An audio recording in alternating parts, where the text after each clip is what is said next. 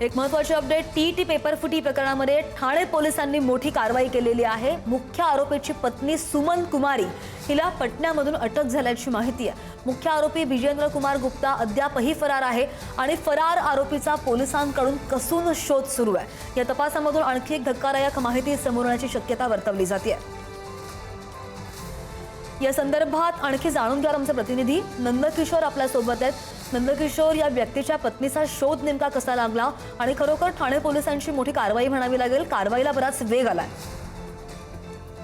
नक्कीच खरं तर संपूर्ण प्रकरण हे शनिवारी घडलेलं होतं। शनिवारी सकाळच्या सुमारास टीईटीचा पेपर जो आहे तो फुटलेला होता। ठाणे पोलिसांनी खरं तर ही सापळा कारवाई केलेली होती आणि त्या ठिकाणून जवळपास तिघांना जे आहे ते ताब्यात घेण्यात आलेलं होतं। मात्र दोन जे त्यांचे साथीदार होते ते खरं तर फरार होते। त्यातलाच एक जो आहे तो ब्रिजेंद्र आहे आणि त्यांच्याच पत्नीला आता ठाणे पोलिसांनी जे आहे ते पटनातून अटक केलेली आपल्याला पाहायला मिळते।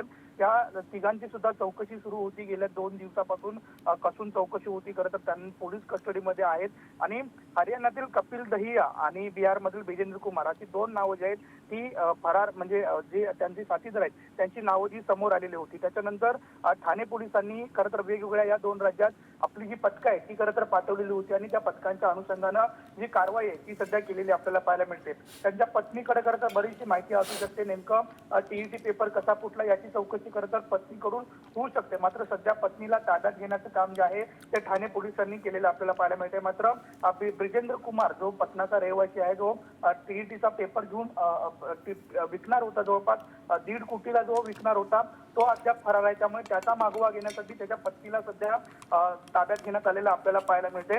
खरं तर अटकेसाठी विविध पथकं अजून सुद्धा बाहेर राज्यात आहेत। त्यामुळे आंतरराज्यीय खरं तर हे संपूर्ण रॅकेट आहे का याचा तपास सध्या पोलीस करतायत। मात्र पहिला जो यश आहे ते पोलिसांना मिळालेलं आहे। ब्रिजेंद्र कुमार गुप्ता यांची पत्नी जी आहे सुमन कुमारी यांना खरं तर पोलिसांनी अटक केलेली पाहायला मिळते। अगदी, आता या मुख्य आरोपीच्या पत्नीची सुद्धा चौकशी होईल। काही महत्त्वाचे धागेदोरे हाती लागतात का याचे अपडेट्स घेत राहू। नंदकिशोर, धन्यवाद दिलेल्या माहितीसाठी।